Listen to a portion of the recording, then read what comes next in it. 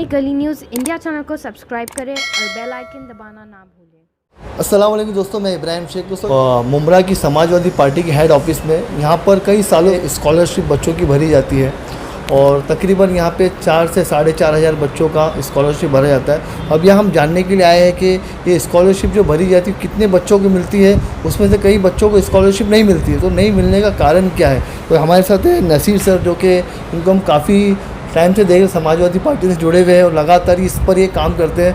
तो नसीर साहब, आपका बहुत बहुत स्वागत है। इस तरीके से आप लोग यहाँ पर समाजवादी पार्टी स्कॉलरशिप बढ़ती है, लेकिन कहीं ना कहीं कुछ ना कुछ डॉक्यूमेंट की वजह से सब लोगों को पैसे नहीं आते, तो इसके कारण क्या है, इसका क्या प्रॉब्लम क्या है? सबसे पहले मैं आपका शुक्रिया अदा करता हूं कि स्कॉलरशिप के ऊपर जो हमारे काम हो रहे हैं उसके ऊपर जो है हमसे मुलाकात करने के लिए हमारे ऑफिस में आए। इसके लिए मैं बहुत बहुत समाजवादी परिवार की तरफ से आपका स्वागत करता हूं। सबसे पहले मैं आपको बता दूं कि जितनी भी स्कॉलरशिप हैं वो बुनियादी तौर पे दो हैं, एक प्री मैट्रिक है, एक पोस्ट मैट्रिक है। प्री मैट्रिक जो होती है पहली से 10वीं तक होती है और पोस्ट मैट्रिक जो होती है वो 11वीं से लेकर के PhD तक, ग्रेजुएशन तक होती है।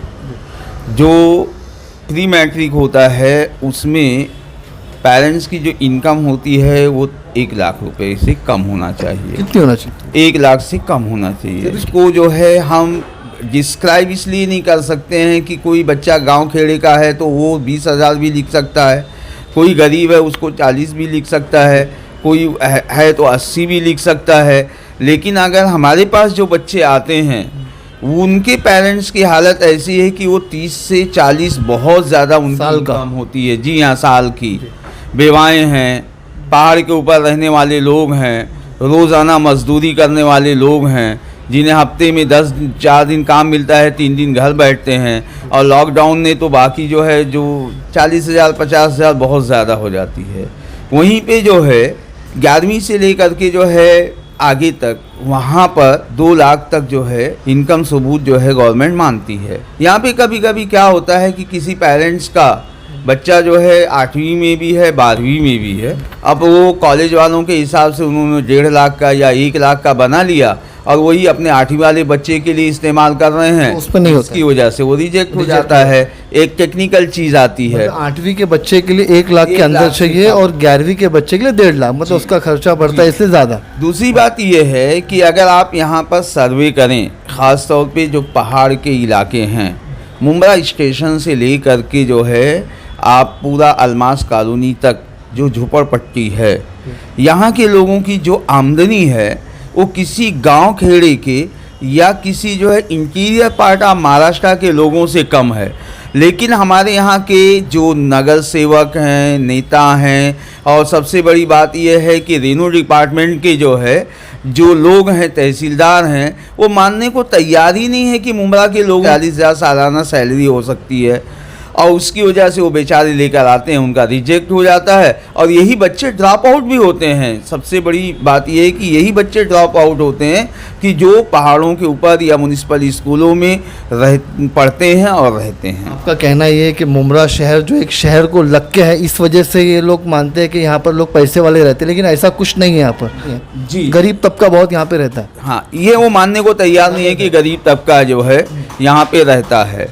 दूसरा जो है असल चीज़ ये होती है कि यहाँ पर जब हमारी सर्टिफिकेट बनती है उसके लिए जो एक सबसे अहम प्रूफ जो होता है वो राशन कार्ड पे जो है वार्षिक उत्पन्न जो होता है उसको भी मानना चाहिए। वहाँ पे किसी का 60,000, 70,000, 80,000, लेकिन हमारे तलाठी साहब कभी मानने को तैयार नहीं होते। मतलब राशन कार्ड के ऊपर 60-65 लिखा हुआ होता है, उसके बावजूद फिर भी इनकम सर्टिफिकेट मांगी जाती है और उसको नहीं माना जाता है। मैं आपको एक दिलचस्प कहानी सुनाऊँ कि हाई एजुकेशन में गवर्नमेंट 25,000 रुपया देती है और अगर हॉस्टल में रहता है तो 30 देती है। वो भी पेरेंट्स अगर डिक्लेयर कर देता है 20 रुपये के स्टैम्प पेपर के ऊपर कि मेरी इनकम इतना है, 6 लाख है, 8 लाख है, 2 लाख है, तो गवर्नमेंट ऑफ महाराष्ट्र मान लेती है, उसको स्कॉलरशिप भी मिलती है। और वहीं पे जो है 1,000 रुपया वो गरीब बेचारा लेने जाता है, उसको तहसीलदार ऑफिस से 4-4, 6-6 चक्कर मार करके उसके बाद भी उसको स्कॉलरशिप नहीं मिलती है। ये तफावत जो हो रहा है, जो फ़र्क हो रहा है, ये क्यों हो रहा है? हम चाहते हैं कि जैसे स्टेट गवर्नमेंट जो है पूरी तरह से हमको मदद करती है, स्टूडेंट को मदद करती है, उसी तरह से सेंट्रल गवर्नमेंट भी मदद करे। बहुत बहुत शुक्रिया।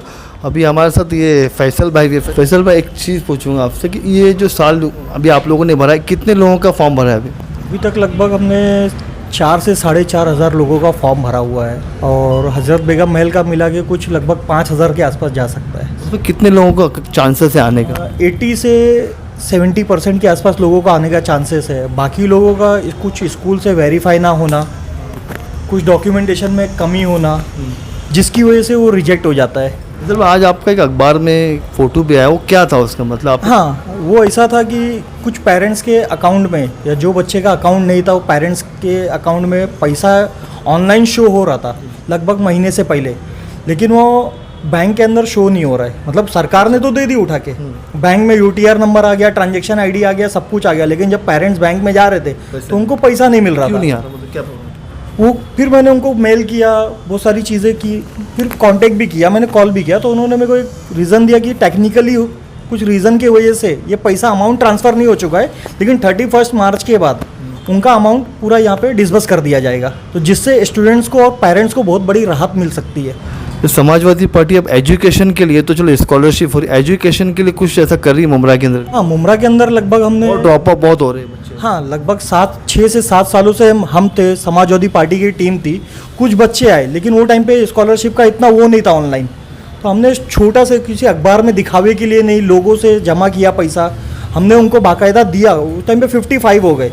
55 लोगों को पैसा देने के बाद जब ये और भी लोग आने चालू हुए तो भाई कहाँ से दिया जाए, कारोबार के मतलब उससे कि लोग कितना देंगे, तो स्कॉलरशिप की वेबसाइट से कि भाई उनको उनका हक दिया जाए। और समाजवादी पार्टी ये चाहती है कि लोग अपने हक के लिए लड़े, ना कि किसी के आगे हाथ फैलाने के लिए। और ये समाजवादी पार्टी हमेशा लोगों को उनका हक दिलाने के लिए हमेशा खड़ी रहेगी। और क्या करे समाजवादी पार्टी अभी? मतलब मुमरा शहर में तो अभी कॉरपोरेटर नहीं है, पॉलिटिकल मतलब बहुत ही वीक ऐसा लग रही है, तो फिर कैसा मतलब क्या हो? देखिए, समाजवादी पार्टी के पास पावर नहीं है, लेकिन आने वाले दिनों में इंशाल्लाह रही तो हाँ, इंशाल्लाह नगर सेवक हमारे जीत के आए और पब्लिक ने सपोर्ट करी, तो सबसे बड़ा और अहम मुद्दा हमारा एजुकेशन रहेगा। और कोशिश रहेगी कि 80 से 90% वो वार्ड में जहाँ से हमारे नगर सेवक जीत के आए, कुछ गरीबों को फ्री एजुकेशन के तौर पर उनको दिया जाएगा। लेकिन जो यहाँ के सिटिंग नगर सेवक हैं, मतलब जो योजनाएं आती है लोगों तक नहीं पहुँचा पाते हैं, सिर्फ नाले और गटर के सिवा इन्होंने एजुकेशन पे अभी तक कोई काम नहीं किया है। अगर समाजवादी पार्टी जीत के आई तो इंशाल्लाह ज़रूर एजुकेशन के ऊपर अच्छा काम किया जाएगा। और म्यूनसिपाल्टी स्कूलें जो हैं, जिनको आज अपने पेरेंट्स स्कूलों में भेजने से कतराते हैं, उनको अच्छे से अच्छा निज़ाम, मतलब एक प्राइवेट स्कूल के जैसा स्कूलों को किया जाएगा। अभी आप कह रहे हो कि यहाँ के नगर सेवक ने नहीं किया, तो 15-15 साल उनको पब्लिक चुनाव में जिता के दे रही है, तो क्या किया फिर उन्होंने? 15 देखिए, चुनाव में जिता रहे हैं वो पब्लिक का नजर। 15 साल क्या किया उन्होंने? 15 साल वही नाले, गटर, रोड किया गया, जिसका नतीजा आज पेरेंट्स को भुगतना पड़ रहा है। एक धरना देना पड़ रहा है स्कूलों के खिलाफ कि भाई फीस कम करें। अगर वही नगर सेवक अपने कुछ हिस्से का निधि उठा के एजुकेशन के लिए दे देते तो मैं उनको दिल से शुक्रिया अदा करता, समाजवादी पार्टी उनको फूल देती कि भाई आपका शुक्रिया है कि आपने एक निधि उठा के एजुकेशन के लिए दी। लेकिन उन्होंने ऐसा नहीं किया, सिर्फ प्रेशराइज बनाया कि फीस कम की जाए, फीस कम की जाए, फीस कम की जाए। किसी भी स्टूडेंट्स को ये नहीं बोला कि मैं अपनी निधि का उठा के मैं ये पैसा दे रहा हूँ एजुकेशन के लिए। आपका कहना है कि एक नगर सेवक, अगर एक नगर सेवक निधि देता है तो मुमरा में कम से कम अभी है, तो कितने मतलब अच्छे खासे बच्चे तालीम हासिल कर सकें, उनको प्रॉब्लम नहीं होगा। अगर 25% भी पकड़ लीजिए कि भाई एक रोड को बार बार ना बनाते हुए कुछ ऐसा प्रस्ताव लाते महासभा में कि भाई नगर सेवक निधि और प्रभाग सुधारना फंड का हम 25% एजुकेशन के लिए देना चाहते हैं, तो आप सोचिए कि 18 से 20 नगर सेवक है, 25% आप मारेंगे तो करोड़ों में जाता है। आज लोगों की बदहाली, स्टूडेंट्स की बदहाली, पेरेंट दर बदर नहीं भटकते। समाजवादी पार्टी के अगर नगर सेवक आए तो मैं ये चैलेंज के साथ बोल सकता हूँ, समाजवाद की ना मुमरा के अंदर कहाँ है? नहीं है, मुमरा के अंदर कहाँ एक भी कॉर्पोरेटर अंदर कॉर्पोरेटर नहीं है, लेकिन आज भी जिंदा है मुमरा के अंदर। बाकी तो चलो है, यूपी के अंदर अभी दिखावे के लिए राशन नहीं बांटा, आधा किलो चावल, आधा किलो राशन नहीं बांटा, हमने एजुकेशन के लिए किया। लेकिन समाजवादी पार्टी ने ये नहीं किया। समाजवादी पार्टी उनको तालीम दी, तालीम के लिए उनके लड़ रही है, भले से हम नहीं दे पा रहे हैं, लेकिन कुछ ना कुछ परसेंटेज उनका हक का पैसा, ये भी नहीं बोल रहा कि मैंने उनके ऊपर एहसान किया है, समाजवादी पार्टी एहसान करी, ये उनका हक था, सिर्फ हमने दिलाने का काम किया है कि लोगों के जहन में बैठ जाए कि ये इनका हक कैसे मिलता है। भाई ने अभी कहा, मैं आपको एक बात बता दूं कि हर स्कूल चाहे वहाँ पे कंप्यूटर है या नहीं है, 12,000 15,000 रुपया कंप्यूटर फीस एक्टिविटी के नाम पे लेते हैं।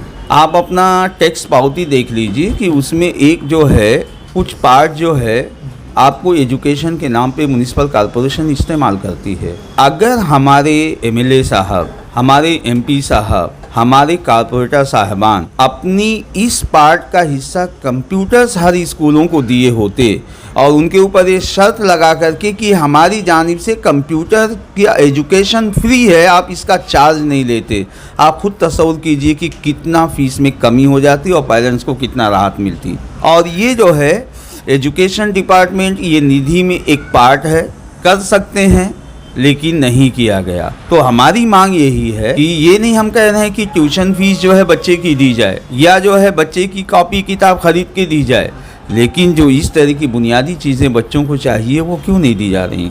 और नाले और गटर का काम इसलिए किया जा रहा है क्योंकि इसमें कमीशन होता है। स्कूलों में कोई कमीशन नहीं मिलेगा, सिर्फ बच्चों के जाने पे उनको ऐलान करेंगे कि फलां साहब ने इतना कंप्यूटर दिया है, वो तालियां बज जाएंगी, लेकिन किसी को कमीशन नहीं मिलेगा।